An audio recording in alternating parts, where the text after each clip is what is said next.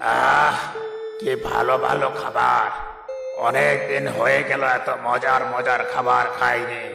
কিন্তু খাবারের পরিমাণ কিছুটা কম হয়েছে। আগামীকাল আমার জন্য 1 ডজন মুরগি নিয়ে আসবি। 1 ডজন মুরগি?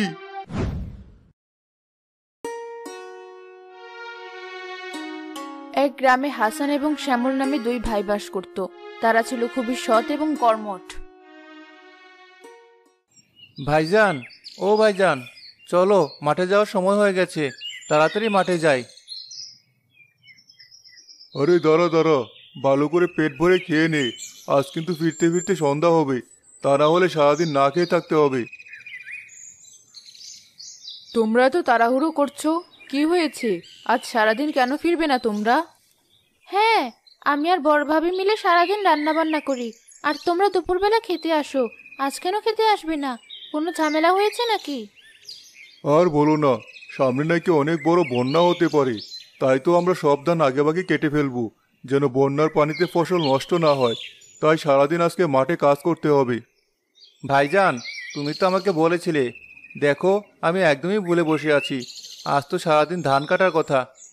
ঠিক আছে বউ, তোমরা দুজন মিলে আমাদের খেতে দাও, আমরা আজ দেরিতে বাড়ি ফিরবো। তোমরা দুই ভাই আসলে অনেক পরিশ্রমী। তোমাদের স্ত্রী হতে পেরে আমরা নিজেদেরকে অনেক ভাগ্যবতী মনে করি। আর শোনো, তোমাদের দুপুরবেলা না খেয়ে থাকতে হবে না। আমি আর ছোট বউ মিলে তোমাদের দুই ভাইয়ের জন্য খাবার দিয়ে আসবো। ভাবি, তাহলে তো খুব ভালো হয়। সারাদিন না খেয়ে থাকতে হবে না, দুপুরবেলা পেটে দুটো ভাত পড়লে কাজের শক্তি আরো বেড়ে যাবে। হ্যাঁ ভাই, তুমি ঠিক কথাই বলেছ। আমরা না হয় কষ্ট করে সামান্য খাবার তোমাদের জন্য দিয়ে আসবো, তাতে কোনো সমস্যা হবে না। তারা দুই ভাই তৈরি হয়ে মাঠের উদ্দেশ্যে বেরিয়ে পড়ে। শ্যামল এবং হাসান রাস্তা দিয়ে হেঁটে যাচ্ছে, এমন সময় গ্রামের মোড়লের সাথে দেখা হয়।